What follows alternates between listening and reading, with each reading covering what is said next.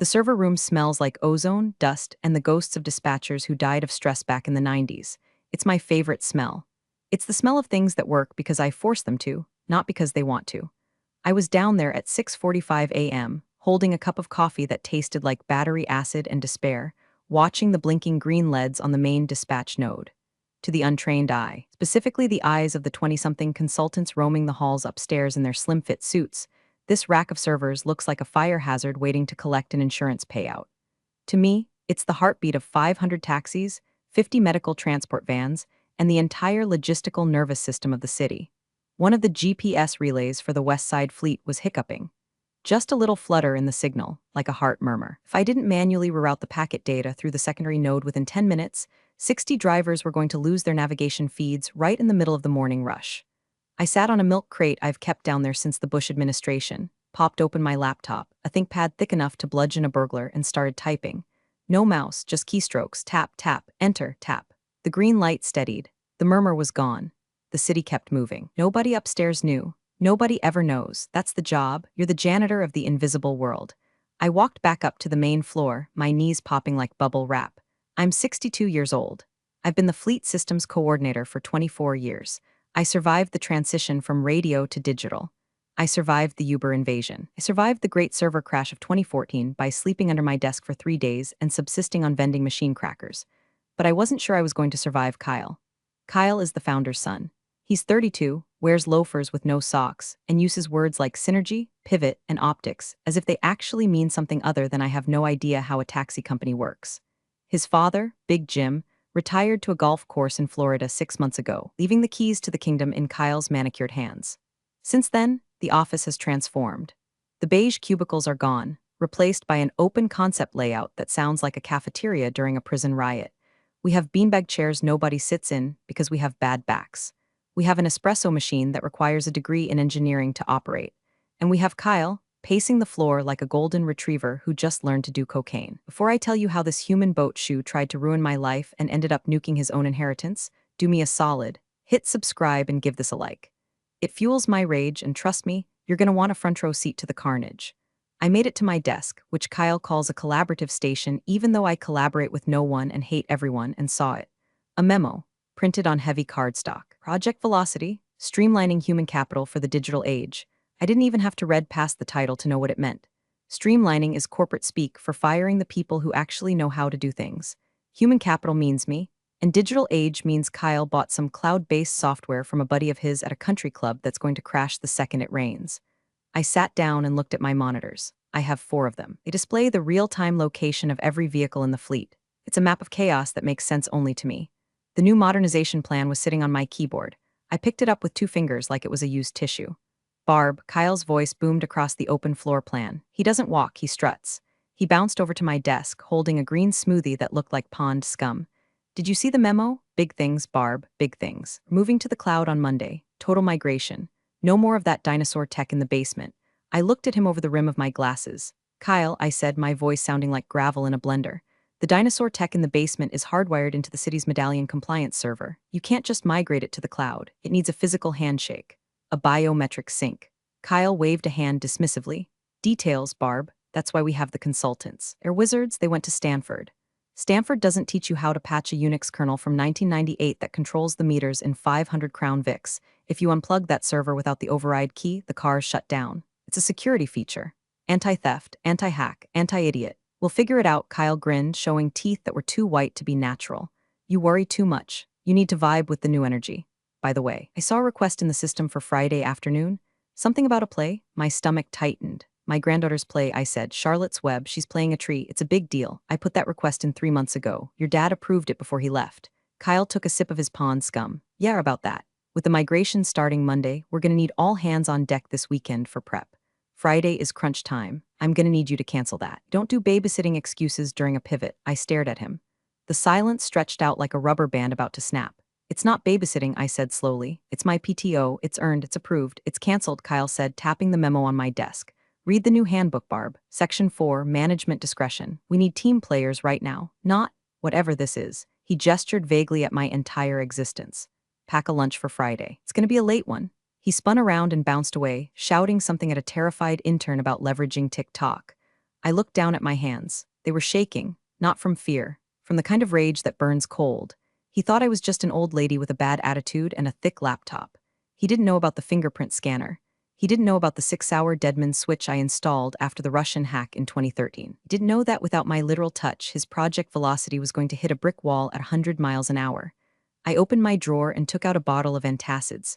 I chewed 3 of them. Then I opened the command terminal on my screen. System uptime, 4,320 days. Biometric auth required in 4 hours, 12 minutes. I wasn't going to argue with him. I wasn't going to beg. I've been fixing his father's mistakes for 20 years. I've cleaned up messes that would have buried this company. But Kyle wanted to play hardball. He wanted management discretion. I looked at the blinking cursor. Okay, Kyle, I whispered to the screen. Let's see how you vibe with reality. I decided to try the diplomatic route first, which for me usually means not throwing a stapler at someone's head. I walked over to HR. HR used to be Linda, a woman who smoked Virginia Slims and kept a bottle of schnapps in her filing cabinet for emergencies. Linda retired 2 years ago.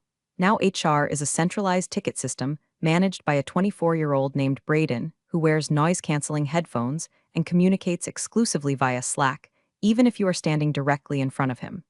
I stood at Braden's desk. He was bobbing his head to some invisible beat, staring at a spreadsheet that I'm 90% sure was a fantasy football league. Braden, I said, nothing. Braden, I barked, using my driver is 5 hours late voice. He jumped, sliding the headphones down to his neck. Whoa, Barb, you gotta ping me first. Jump scare much? My PTO for Friday, I said, leaning on his desk, my knuckles white. Kyle says it's canceled. I have the approval email from Big Jim dated 3 months ago. Print it out, notarize it, whatever you people do, and put it on Kyle's desk. Braden sighed, the long-suffering sigh of someone who has never done manual labor in their life. Yeah, so the thing is, Kyle migrated all the approval protocols to the new dashboard yesterday. Legacy approvals, he made air quotes with his fingers, didn't transfer. It's a clean slate policy. If it's not in the new dashboard, it doesn't exist. My granddaughter exists, Braden. My time off exists. Totally get that, he said, already reaching for his headphones. But Kyle has a lock on the schedule until the migration is done.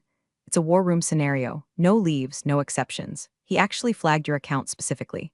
Said you're mission critical. Mission critical, I repeated. The irony tasted like aluminum foil. So I'm too important to leave, but not important enough to listen to? It's just business, Barb. You know how it is. Disruptive innovation requires sacrifice. He smiled, a vacant, corporate smile that made me want to unplug his computer and throw it into the sun. Maybe you can catch the play on Zoom? Do schools do that? I walked away before I committed a felony. The rest of the week was a slow-motion car crash. I watched the consultants, Kyle's wizards, poking around the server closet. They looked like monkeys trying to fix a Swiss watch with a hammer.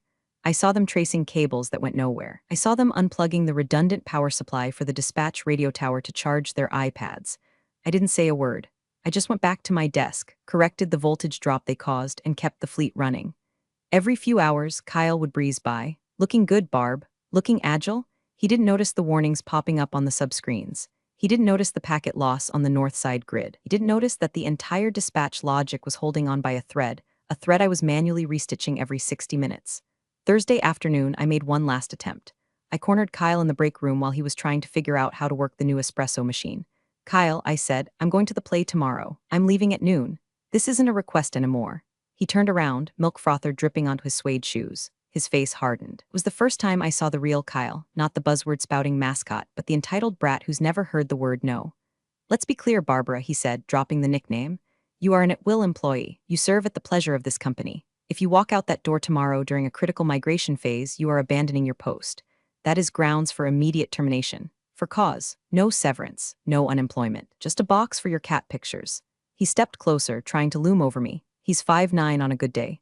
I'm 5'4", but I carry the weight of 3 decades of dealing with angry taxi drivers. I didn't flinch. You really want to play chicken with me, Kyle? I asked quietly. You don't even know how to drive the car. I own the car, he sneered, and I can hire 10 people to replace you by Monday. People who don't smell like an ashtray and actually know what Python is. Decide what's more important, Barb, your little family outing or your pension. He turned back to the coffee machine. Now, how do I get this thing to make a macchiato? I walked back to my desk. My heart was hammering, but my hands were steady. He had threatened my pension. He had threatened my livelihood. He had called my granddaughter's play a little family outing. I looked at the clock. 4:00 p.m. Thursday. I looked at the biometric scanner built into my keyboard, a rugged, military-grade reader that Big Jim had installed after we lost $1 million in a spoofing attack. It required a fingerprint scan every 6 hours to renew the encryption keys for the fleet dispatch software. If the scan didn't happen, the system assumed the coordinator was incapacitated or compromised.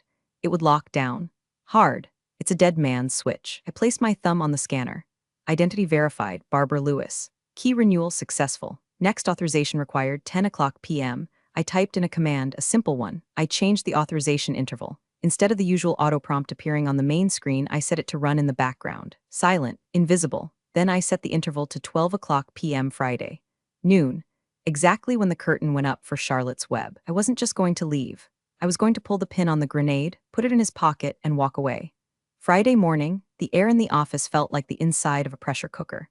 The wizards were running around with Ethernet cables draped over their shoulders like bandoliers. Kyle was shouting into a headset, pacing back and forth in front of the master situational display, a massive wall of screens that I usually kept calm and green. Today was flickering with yellow warning indicators. Why is the latency spiking in Sector 4? Kyle yelled, refresh the cache, clear the cookies, reboot the router. He was shouting random tech words he'd heard in movies. None of those things would fix a latency spike caused by a microwave relay interference, which requires a frequency shift.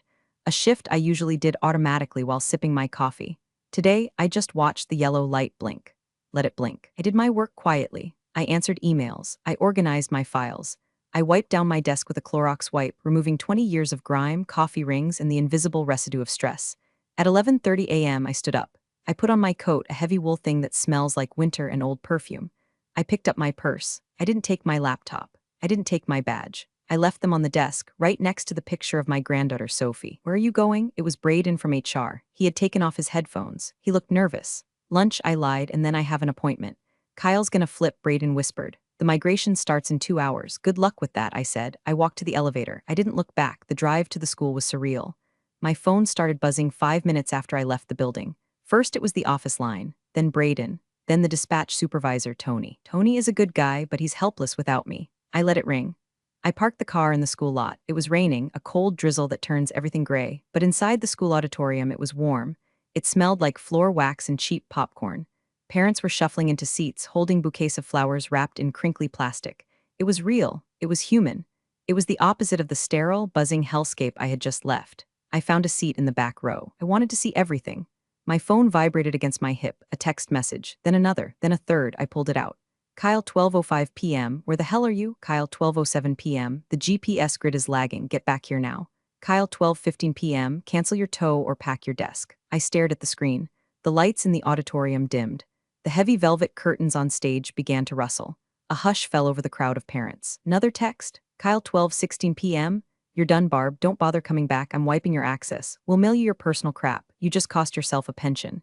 I felt a strange sensation in my chest. It wasn't fear. It wasn't anger. It was lightness. It was the feeling of a heavy pack being cut from your shoulders and dropping off a cliff. He thought he was wiping my access. I looked at the time on my phone. 12:17 p.m. Back at the office. The silent timer I had set would have hit 0 at noon. The system would have pinged the biometric scanner for my thumbprint. It would have waited 60 seconds for response. Then 60 more. Then it would have entered grace period level 1. By now, 17 minutes past the deadline, the system would be entering grace period level 2. This is where the dispatch logic starts to throttle. It stops accepting new ride requests to preserve system integrity while it waits for the admin, me, to confirm they are alive. I typed a reply to Kyle. My thumbs moved slowly, deliberately. Barb, I'm at the play. Sophie is a tree. She's very good. By the way, the fleet dispatcher needs my fingerprint every 6 hours. You have about 30 minutes before the fail-safe kicks in. It's hardwired. You can't bypass it without a reboot, and a reboot takes 4 hours. 500 taxis are about to turn into pumpkins. Good luck. I hit send. Then I turned my phone off, entirely, power down, black screen. On stage, the curtain rose. A cardboard barn painted in bright red stood crookedly in the center. Little kids in animal costumes waddled out. And there in the back, standing tall with green cardboard leaves stapled to her shirt, was Sophie. She was the best damn tree I had ever seen. I settled into the uncomfortable plastic chair. I crossed my arms. I took a deep breath of the floor wax air. And I smiled. Let me explain what was happening to Kyle while I watched a 7-year-old in a pig costume recite lines about spiderwebs. Most people think the cloud is this magical, fluffy place where data lives. It's not. The cloud is just someone else's computer. And in our case, the cloud Kyle loved so much was just a fancy interface sitting on top of a pile of rusty spaghetti code junk that lived in our basement. We call it the Beast. The Beast is a Unix-based dispatch server built in 1999. It runs on a language that looks like ancient hieroglyphics. It talks to the taxis via radio frequency and cellular data packets.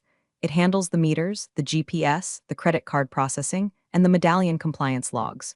In 2013, we got hit by a ransomware attack. Some hackers in Eastern Europe locked up the fleet and demanded 50 grand in Bitcoin. Big Jim didn't pay. Instead, he hired a paranoia-fueled security contractor named Crazy Dave, who is currently in federal prison for something unrelated, to hardwire a physical security layer. Dave didn't trust passwords. He said passwords could be stolen. He trusted flesh. He installed a biometric loop. The server requires a confirmed admin fingerprint every 6 hours. It's a heartbeat signal. If the heartbeat stops, the beast assumes the control center has been overrun. It assumes a hostile takeover. So it executes Protocol Turtle. Protocol Turtle is exactly what it sounds like. The system pulls its head in. It severs connections to the outside world to protect the core database. 1. It stops sending GPS data to the apps. 2. It locks the credit card terminals in the cars to prevent fraud. 3. Sends a return to base message to every digital meter in the fleet.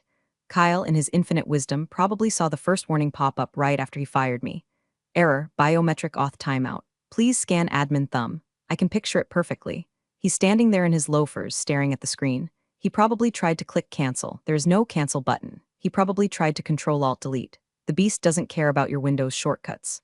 Then, he likely screamed at the consultants. Bypass it, hack it, but you can't hack a hardware interrupt from a remote terminal. You have to be at the keyboard and you have to have my thumb, or you have to rip the hardware out and rebuild the server kernel from scratch. Rebuilding the kernel takes about 4 to 6 hours. Restoring the database takes another 3. Syncing the cars takes 2 more. That's 12 hours of downtime, on a Friday afternoon, in the rain. With a major convention in town, the dental hygienists of America were swarming the city, and they tip well. Back in the auditorium, Sophie waved her leafy branches. The crowd clapped politely. I wondered if Kyle was sweating yet. I wondered if the wizards were starting to realize that their Stanford degrees didn't cover legacy hardware panic mode. I checked my watch. 12:45 p.m. By now, the first phase of Protocol Turtle would be engaging. The dispatchers, poor Tony and the team, would see their screens freeze. The maps would stop updating. The little green car icons would turn gray, then vanish one by one. The phones would start ringing. 500 drivers suddenly blind. Hey, dispatch, my meter just locked up. Dispatch, I can't process this guy's card. Dispatch, my screen says system compromised, return to base. What the hell is going on? And Kyle would be realizing that firing the only person who knows how to feed the beast was a tactical error on par with invading Russia in the winter. I reached into my purse and pulled out a roll of lifesavers. I popped a cherry one in my mouth. It tasted like artificial victory. Intermission. The lights came up. Parents shuffled around, stretching their legs and checking their phones. I saw a few frowns. Honey, the Uber app is spinning. It says no cars available. Try Lyft. Same thing, surge pricing just hit 400%. I kept my head down. I didn't want to be recognized as the architect of their inconvenience, even though technically I was just the retired architect who took the blueprints with her. I walked to the lobby to get a bottle of water. I turned my phone back on, just for a second. I told myself it was to check the time, but really I wanted to see the blast radius. The phone nearly vibrated out of my hand. 34 missed calls, 42 texts, 4 voicemails, most were from the office numbers, but one text caught my eye. It was from Tony, the head night dispatcher who was covering the day shift. Tony is a good kid. He smokes Parliament lights and has a tattoo of a carburetor on his forearm. Tony, 1:10 p.m, Barb, it's a massacre. The screens are all red, drivers are screaming. Kyle threw a chair. He's telling us to reboot the internet. I think he's crying. Please help, I felt a twinge of guilt. Tony didn't deserve this. The drivers didn't deserve this. Most of them are immigrants working 12-hour shifts to feed families. They were losing money every minute the wheels weren't turning. But if I went back now, if I saved Kyle, nothing would change. He'd pat me on the head, call me a rock star, and then fire me next week when the consultants figured out a workaround. No, the fire had to burn itself out. The structure had to collapse so they could see the rot in the foundation. I texted Tony back. Barb, I can't fix it remotely. Tony, it's biometric. Kyle fired me. I'm a civilian now. Tell the drivers to switch to cash and paper logs if they can, but the meters are bricked. I'm sorry. I put the phone back in my purse. The second act was starting. Charlotte was spinning her web. Some pig, the web said. In my mind, I saw the server logs at the office. System lockdown initiated. Medallion compliance, failed. Reporting status to city regulator, pending. That was the kicker, the state compliance clause. In our city, if a taxi fleet's tracking system goes offline for more than 60 minutes, it triggers an automatic report to the Department of Transportation. It's a safety regulation. That report would have gone out at 1:17 p.m. That meant the City Hall bureaucrats were getting involved. And if there is one thing that scares a business owner more than a lost profit, it's a city council audit. Kyle wasn't just losing money now. He was losing his license to operate. I watched the spider on stage die. It's a sad part of the story. The kids in the audience were sniffling. I felt a little sad too. I had spent 24 years keeping that system alive. I had patched it with digital duct tape and love. I knew its quirks. I knew it slowed down when it rained. I knew it liked the server room to be exactly 68 degrees. And now I was letting it die. But then I remembered Kyle's face when he said, "We don't do babysitting excuses." I remembered the Project Velocity memo. I remembered the sound of his loafers squeaking on the floor. I dried my eyes. It was just allergies. The dust in the auditorium was terrible. The play ended at 2:30 p.m. Thunderous applause. Sophie bowed so low her branches swept the floor. I was the first one standing, clapping until my hands stung. Afterward, there was a cast party in the cafeteria. Cupcakes with green frosting, lukewarm fruit punch. I sat at a small table with Sophie, wiping grease paint off her cheek. "Did you see me, Nana?" she asked, her mouth full of sugar. "I saw you, baby. You were the tallest tree in the forest." My phone was buzzing again, continuous, violent buzzing. It was dancing across the cafeteria table. Sophie looked at it. "Does that work?" "Nope," I said, flipping it over. "I don't work there anymore." "Oh, does that mean you can come to my soccer game next week?" "You bet your butt I can," but I knew what was happening. At the office, the denial phase was over. Panic had set in. Here is what I learned later from Tony. Around 2 p.m., Kyle had ordered the consultants to physically bypass the biometric scanner. He thought it was just a USB peripheral. He thought they could just unplug it. Crazy Dave, the paranoid security architect, had anticipated this. The scanner wasn't plugged into a USB port. It was soldered directly into the motherboard of the controller unit, and he had wired a tamper switch into the casing. If you try to pry the scanner off or open the chassis without the admin key, zap, the kill switch triggers. It dumps the encryption keys. It wipes the local cache. It turns the server into a very expensive, very heavy paperweight. Wizards had tried to open the case with a screwdriver.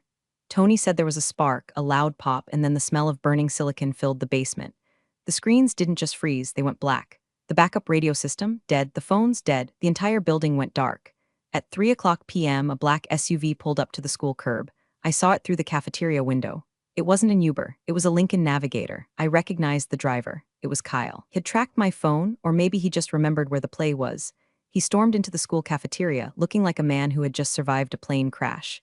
His hair was wild. His tie was undone. He was sweating through his dress shirt. The parents went silent. The drama teacher looked alarmed.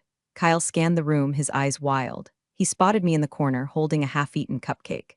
He marched over, stepping on a discarded coloring book. "Barb," he wheezed. He sounded out of breath. "Barb, you have to come back." I took a slow bite of the cupcake. "I thought I was fired, Kyle, for cause. Isn't that what you said?" "I didn't mean it," he stammered. "It was heat of the moment, stress, you know how it is. Look, the system is down, everything, the consultants, they broke something. There was a spark. We have zero comms with the fleet. The city is calling. The airport is calling.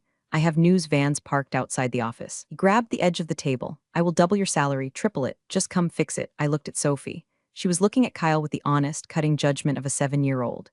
"Who is the sweaty man, Nana?" I looked back at Kyle. "I can't fix it, Kyle, not anymore. Your boys fried the motherboard. I can smell it on you. You smell like ozone and stupidity. There has to be a backup," he screamed, his voice cracking. "There's always a backup." "There is," I said calmly. "But it's in a safety deposit box at the bank. And the bank closes in." I checked my watch. 50 minutes, and the only person with the key is the registered fleet administrator. Kyle's eyes widened. "That's you. Go get it. We can make it." "Actually," I said, wiping frosting from my lip. "The registered administrator is your father, Big Jim. Did you bother to update the paperwork when he retired?" "No, that's a shame." Kyle turned pale. "Dad is in Florida. He's on a cruise. He doesn't have cell service." "Well," I said, standing up and putting on my coat. "Sounds like you have a problem. Come on, Sophie. Let's go get some ice cream." I walked past him. He stood there, surrounded by children in animal costumes, looking utterly destroyed. "Barb," he yelled after me, "you can't do this. This is sabotage." I stopped at the door. "No, Kyle, sabotage is when you break something on purpose. This is just management discretion." By 5 p.m., it was on the local news. I sat in my recliner with a glass of Pinot Grigio, the cheap stuff with the screw top, and watched Channel 4. The reporter was standing outside the airport terminal. Behind her, a line of angry travelers stretched for 3 blocks. Taxis were double parked, abandoned by drivers who couldn't clock in or out. "Chaos at Hopkins International today," the reporter said, her hair whipped by the wind. City cab, largest fleet in the metro area, has suffered a catastrophic system failure. Hundreds of passengers are stranded. We reached out to CEO Kyle Henderson for comment, but have received no response. They cut to a shot of the office, my office. There were news vans indeed, and a police cruiser. Probably there because a driver threw a brick through the window. I couldn't blame them. My phone rang. It was a number I didn't recognize. "Hello? Miss Lewis?" A deep, gravelly voice. "Speaking, this is Councilman Miller, District 9. I sat up straighter. Miller was the head of the Transportation Committee. He was the guy who signed the medallion contracts. Hello, Councilman. Barbara, I'm sitting here with the deputy mayor. We're trying to understand why 40% of the city's transit capacity just vanished. I called your office and some kid named Braden told me, and I quote, the vibes are off. Is that accurate? I laughed. A sharp, barking laugh. Vibes are definitely off, Councilman. The server is fried, the backup protocols were ignored, and the expertise required to fix it was? Let go. I see, Miller said. The ice in his voice could have frozen the Cuyahoga River. Barbara, can you fix it? Not tonight, I said. The hardware is toast. It needs a full rebuild. New server, restore from cold storage. It's a 48-hour job minimum. And that's if you have the data tapes. And where are the data tapes? In a safety deposit box under James Henderson's name. Jim is in the Bahamas, Miller said. I know, I tried to call him, then you're stuck, I said. Unless someone had a personal backup, a ghost image of the drive, strictly for educational purposes, kept on an encrypted drive at home, just in case. There was a long silence on the line. I took a sip of wine. Barbara, Miller said softly. What do you want? I don't want anything from you. Councilman, you're a good customer. But Kyle needs to learn. The city runs on sweat and diesel, not vibes. He broke the machine because he didn't respect the mechanic. Until he understands that the cars don't move. I'll call you back, Miller said. I hung up. I went to my closet. In the back, inside a shoebox labeled TAX Receipts 2018, was a ruggedized external hard drive. I'm a hoarder. Digital and physical. I keep everything. Every version of the kernel, every driver log, every line of code. I had done a full mirror of the system on Tuesday, just because I had a bad feeling. I held the drive in my hand. It was heavy, cold, it was the heart of the city, and I was holding it hostage. I went back to the TV. They were showing Kyle now. He was being escorted out of the building by 2 police officers, probably for his own protection against the mob of angry drivers. He looked small. He wasn't strutting anymore. I felt a pang of something. Pity? No, it was the satisfaction of a math equation balancing out. Action, firing the expert. Reaction, total collapse. Sum, 0. I poured another glass of wine. Saturday morning. The sun came up, but the taxis didn't move. I slept in until 9 a.m. It was glorious. I made pancakes for Sophie. We watched cartoons. I ignored the news. At 10:30 a.m., my landline rang. Nobody calls the landline unless someone died or they are selling extended car warranties. I picked it up. Hello, Barb. The voice was unmistakable. It sounded like gravel tumbling in a cement mixer. It was Big Jim. Jim, I said, I thought you were on a boat. I was, he grunted. Helicoptered me to Miami. Just landed. I've been briefed. Councilman Miller called me. The board called me. My lawyers called me. He paused. I could hear him lighting a cigar. Man has had 3 heart attacks and still smokes cohibas. He's an idiot, Barb, Jim said. My son? He's a goddamn idiot. I tried to give him a shot. I thought the MBA would help. Turns out it just taught him how to break things faster. He fired me, Jim, I said. Canceled my PTO. Threatened my pension. Then he fried the motherboard. I know, Jim sighed. I saw the report. The company is bleeding out, Barb. We've lost the airport contract. The medical transport contract is in breach. We're looking at millions in fines. The board wants to liquidate. That's a shame, I said, flipping a pancake. Barb, don't give me that. You have the ghost drive. Miller told me. You always were paranoid. It's why I hired you. I have it, I admitted. Name your price, Jim said. I'm firing Kyle. He's out. I'm putting the CFO in charge until we find a new CEO. But we need the system up. Today. Now. I turned off the stove. I'm not coming back as an employee, Jim. I'm done with the daily grind. I'm done with the fluorescent lights and the bad coffee. Consultant, Jim said immediately. Independent contractor. You set your hours. You set your fee. I want a written apology from Kyle, I said. Nar text, a letter, signed, admitting he was wrong, and I want it framed in the lobby. Done, Jim said. He's writing it right now. He's crying, but he's writing it. And the money, I said. It's going to be expensive. It's a weekend call-out. Emergency rates, name it. $10,000, I said. A month, an hour, I said. 6-hour minimum, plus a retainer for future maintenance. $5,000 a month just to keep my phone on. Silence on the line, then a low chuckle. You're robbing me, Barb. I'm saving you, Jim.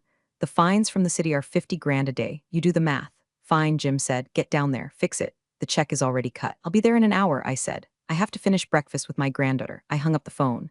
Sophie looked at me. Was that the sweaty man again? No, I smiled. That was the sweaty man's dad. He's very sorry. Are we rich now, Nana? We're doing okay, kiddo. We're doing okay. I walked into the office at noon on Saturday. It looked like a crime scene. The collaborative workstations were littered with empty Red Bull cans and pizza boxes. The consultants were gone. Fled back to whatever consultancy firm spawned them. The silence was heavy. Kyle was at his desk, or what used to be his desk. He was putting a Newton's cradle into a cardboard box. He looked 10 years older than he did yesterday. His expensive shirt was wrinkled. He hadn't shaved. He looked up when I walked in. He opened his mouth to say something. I didn't stop walking. I didn't look at him. To me, he was just another piece of office furniture being moved out. I went straight to the stairs, down to the basement. The smell of ozone was stronger down here. The burnt motherboard smell. Tony was there, sitting on my milk crate, looking like he hadn't slept in 30 hours. When he saw me, he stood up. He looked like he wanted to hug me. Barb, he choked out. Thank God. Move over, Tony, I said gently. I looked at the server rack. It was dark, dead. I pulled the external hard drive from my purse. I plugged it into the secondary emergency port, the one the consultants didn't know existed because it was hidden behind a false panel I installed in 2008. I pulled out my laptop. I connected via the console cable. Terminal active. Boot sequence initiated. Restore from external source, y/, and I typed Y. I hit enter. The fan's word to life. A low hum filled the room. It was the sound of the beast waking up. The screens flickered. Then, text started scrolling. Green on black, beautiful cascading code, loading kernel, mounting database, verifying medallion hash. I waited. The percentage bar crawled across the screen. 98%, 99%, complete. Then the biometric prompt appeared. Admin authentication required. I placed my thumb on the scanner, the backup one I kept in my purse for emergencies. Beep. Access granted. Upstairs on the main floor. Phones started ringing, all of them at once. A cacophony of bells. I heard cheering, actual cheering from the few dispatchers who had stayed. I watched the main map on my screen. The gray dots turned green. One by one, the taxis came back to life. The heart started beating again. I unplugged my drive. I patted the server chassis. Good girl, I whispered. I walked back upstairs. Kyle was gone. His desk was empty. The CFO, a woman named Sharon who I had always liked, standing there, she handed me an envelope. The check, she said, and the apology letter. I took the envelope. I didn't open it. I knew what was in it. Thanks, Sharon. Call me if it hiccups, but don't call me before 9 a.m. I walked out of the building. The rain had stopped. I saw a city cab taxi pull up to the curb. The driver, a guy named Mustafa who always brought me baklava on Christmas, rolled down the window. Barb, he shouted. The meter, it works. I fixed it, Mustafa, I said. You are magic, he grinned. Where you go, I take you free ride. I looked at the cab. I looked at the office building. No thanks, Mustafa, I said. I think I'll walk. I need the fresh air. I started walking down the street. I had $10,000 in my pocket. I had my dignity. And I had a Sunday off. I put my headphones in. I didn't listen to a podcast. I pulled up a video on YouTube. Danny DeVito eating a hard-boiled egg. I laughed. The city was moving again. And for the first time in 24 years, I wasn't carrying it on my back. I was just walking. Big thanks for watching, you sneaky seniors. Subscribe to keep the coffee pot brewing revenge. Your ex-colleagues won't know what hit 'em.